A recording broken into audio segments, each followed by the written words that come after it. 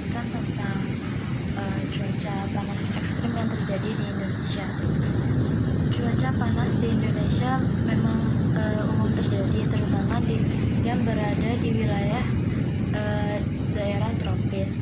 Musim panas di Indonesia umumnya terjadi antara bulan Juni hingga September, di mana saat bulan tersebut suhu udara dapat meningkat secara signifikan, terutama di wilayah yang dekat dengan khatulistiwa.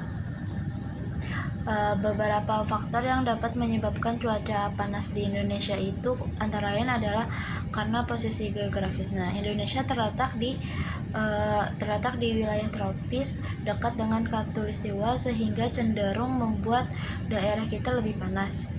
Yang kedua itu ada musim kemarau. Selama musim kemarau itu curah hujan akan berkurang dan cahaya matahari lebih intens, yang menyebabkan suhu udara semakin meningkat. Selanjutnya itu ada pengaruh El Nino. Kejadian El Nino dapat meningkatkan suhu permukaan laut di Samudra Pasifik, yang kemudian dapat mempengaruhi pola cuaca di wilayah Indonesia dan menyebabkan peningkatan suhu udara. Dan yang terakhir ada perubahan iklim global. Perubahan iklim global dapat berkontribusi terhadap peningkatan suhu di berbagai wilayah termasuk Indonesia. Saat ini tuh yang terjadi di global adalah di beberapa negara seperti Thailand, Filipina, dan Kamboja itu terjadi heatwave. Heatwave itu adalah periode cuaca yang sangat panas dan ekstrim yang berlangsung dalam waktu yang relatif lama. Sebenarnya Indonesia ini belum terjadi heatwave, namun kita harus waspada jika Indonesia akan terjadi heatwave. Heatwave ini terjadi karena pengaruh dari El Nino yang meningkatkan suhu permukaan. Sebenarnya setiap tahun itu memang ada perubahan dari El Nino-nya tersebut yang membuat kita ini jadi lebih panas. Namun kenapa bisa jadi lebih panas itu ya karena pemanasan global yang terjadi saat ini.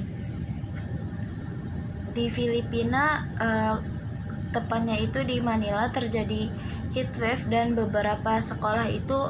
banyak sekolah itu diliburkan karena saking panasnya. Heatwave ini bisa membuat orang menjadi kanker kulit, dan karena saking panasnya ini bahkan bisa sampai meninggal.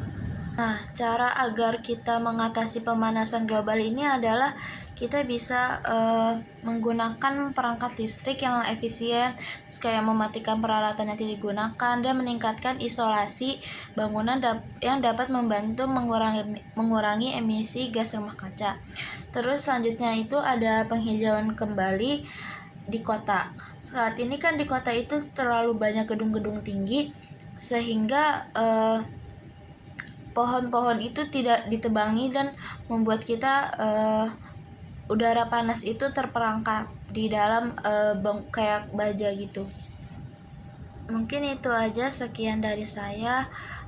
Wassalamualaikum warahmatullahi wabarakatuh.